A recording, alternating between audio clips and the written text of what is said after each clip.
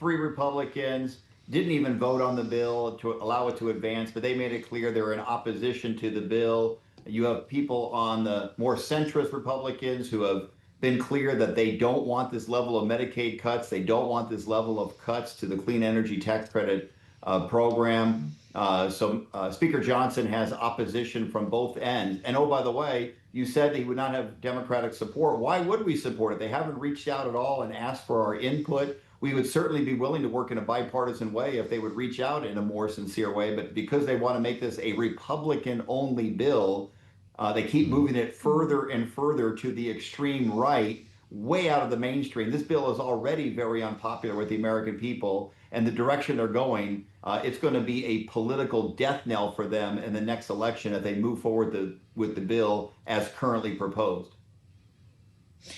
Well, Congressman, you sit on the Transportation and Infrastructure Committee, and to the point on the perhaps more accelerated rollback of measures of the Inflation Reduction Act, are there shovel-ready or nearly shovel-ready projects or ongoing projects that you're concerned would be affected if that timeline is indeed moved up?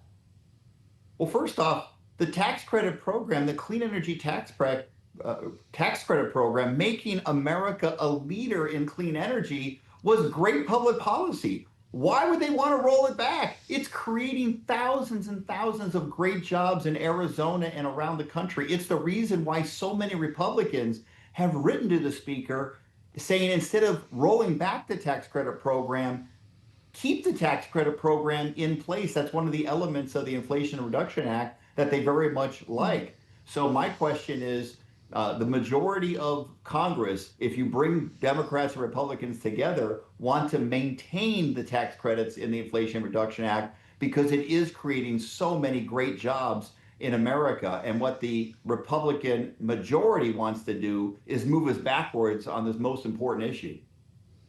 Congressman, we're following a telephone call between President Trump and Vladimir Putin that ended a short time ago. As we have learned, at least from the Russians, it lasted a bit over 2 hours, and Vladimir Putin says the call was very useful. I'm curious from your viewpoint on the Committee on Foreign Affairs, how useful this call is and whether the invader in this case, Vladimir Putin, will in fact set the terms of any peace in Ukraine.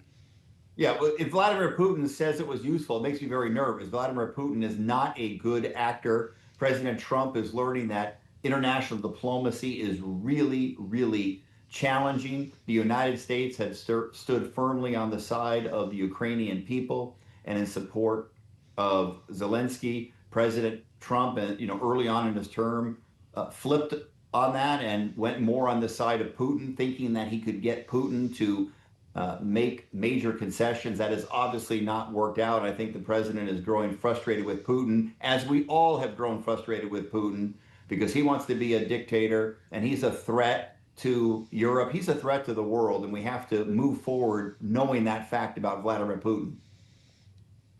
Well, Bloomberg reported ahead of this phone call that Putin does feel he has the upper hand here, that there is actually gains he still could make offensively rather than agreeing to a ceasefire. And I wonder if the information you're getting on the Foreign Affairs Committee does confirm that Ukraine may find itself in the weaker position here, and how you would think about balancing the scales.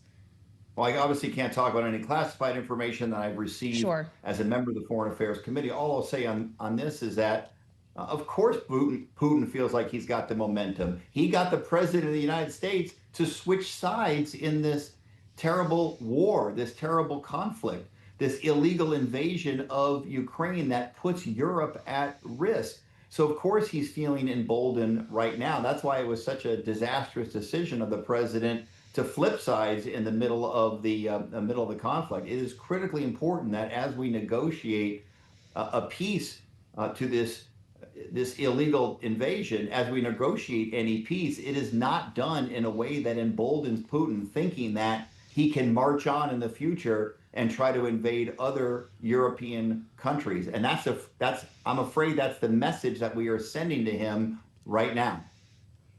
I know the president has said he's not loyal to either side. Are you suggesting he flipped sides to favor Russia? Oh, without a doubt, that's exactly what he did. He made indications even during the campaign that he felt that Zelensky was the bad actor in this regard. I don't know how the heck that happened. Russia illegally and brutally has invaded Ukraine, and they have paid a heavy price in terms of the lost number of Russian servicemen, lost ability to do economic deals around the world because the world sees Putin and Russia as the villain in this horrible illegal invasion. And that's the right analysis. That's exactly what happened. And Donald Trump to sort of suggest that Zelensky is the villain in this is factually wrong and does major damage to American foreign diplomacy. Congressman, in our final moment with you, I'd also like to ask you about the news from Israeli Prime Minister Benjamin Netanyahu, who announced today that Israel will take over the entire Gaza Strip. And in addition to that, increased attacks on Hamas, Israel says it will start allowing aid to flow back into Gaza after pausing that in early March. On net, do you see this as a positive development or a concerning one? Well, it's critical that aid get to the Palestinian people. Israel, obviously, the Hamas on October 7th did unspeakable acts, and Israel has every right, and I support their effort to dismantle Hamas. Hamas cannot be a player in the region. It can't be a player in Gaza. It cannot be in charge of the government there. They are a terrorist organization and need to be treated as such.